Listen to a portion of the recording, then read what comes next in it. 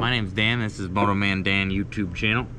I sold my 3,000 square foot house and now I live full time in this camper with my dog Wilson.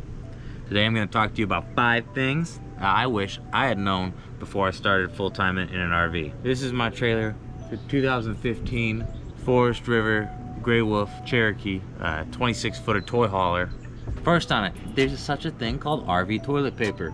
So RVs, most RVs, have a black tank, a black holding tank. This holds your poop, your pee, that kind of stuff. Anything you flush down the toilet goes down there. In RVs, a lot of people don't even flush their toilet paper, but they do make RV capable toilet paper. You need to use this. You can't use normal bog paper from Walmart or Wally World or whatever, so you gotta get some good stuff if you want to flush it. I know other people in the park here, they like to wipe and put it in a separate bag and then go ahead and dispose of that bag daily. Gross. The toilets aren't the same. They need to be using more water. You need to use less paper. You gotta treat them every tank, and you should empty it at least once a week. Number 2 out of our list of 5 things, not all power is the same. Make sure you know what kind of power your park has. This park does not have great power. Mine's only got 110, and it's not a very high amperage, so I can't run my AC. You know, my microwave doesn't work very well. I gotta shut everything else off in the camper and all my other fuses down, and then it kind of works. Internet, it's gonna be hard to find. I was thinking, you know, I'm gonna be all fine and dandy with a little mobile hotspot from Verizon. I love Verizon. They have really good service just about everywhere I go. I got the hotspot. 2 days, 3 days tops. I went through all my data on that. Now there is some tricks to bypass that. You can get more SIMs. They're 30 gigs at a time, unless you're on 5G, which is only really in when you're downtown. That ain't out here in the boonies. 4, you want to pick a dry campsite. I myself have a very, very wet campsite. I don't mind so much because I know how to deal with the water. However, you want to go and keep an eye on your campsite when you're going and picking them out. If you got options, I myself didn't have a whole lot of options. I had 3 sites to pick from. They were all kind of wet. I picked the one with the best view. You know what I'm saying?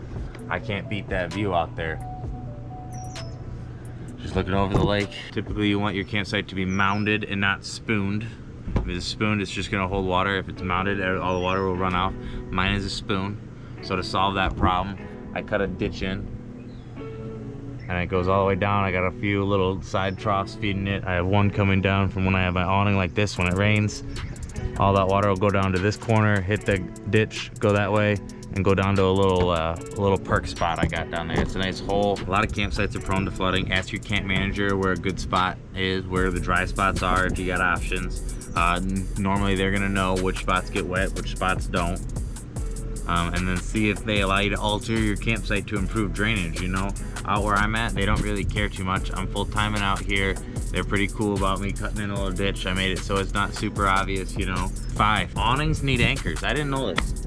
That awning, this awning, I got ratchet straps on each corner. If I didn't have that there, this thing. I'm gonna make sure you anchor it down though. Anchoring it down is always the best, so you can have a rigid awning connected on all the points. That really makes for a good tie down. You know, if you want a good spot to tie down, the dog anchors are always really good. I think I got one right over here. They don't look like they do much, but take a rod or a stick or something, stick it in there, screw one of these suckers into the ground, and they hold on really well. I got my big meathead dog and he pulls on it all the time, can't get it to move. The other 2 I got for these corners, you know, the wind's always picking up on it. That doesn't get it to move. If you're awning out, it's a great idea to keep your awning anchored down. Dog anchors work best. Wind can cause bad damage. It could be a bad day real quick. I got some tearing on mine already. Let's go over the 5 things I wish I knew real quick. You know, RV's got different toilet paper. Not all power's the same, so you kind of know what you gotta know what you get into. Internet can be a pain in the butt. You wanna make sure you get a nice dry campsite. Awnings need to be anchored down. They just need to be anchored down. Those are 5 things that I wish I had known before I got into RVing full time. Couple bonus tips for you guys who have lights that are further away on your camper, or perhaps you put another light somewhere else. That's great. It's a good way to keep bugs away from your doors and stuff, because they're gonna be attracted over there to the light and less towards you and your lights inside and stuff like that. So that's a really good way to keep bugs away. Another one, find a local firewood guy. If you're staying somewhere for an extended period of time, most of them will deliver firewood. If you find the right guy, I like Facebook Marketplace for looking up people. You can have them just deliver the firewood right to your campsite. I had a big old pile here. I had about 2 face cords of wood delivered when I first got here.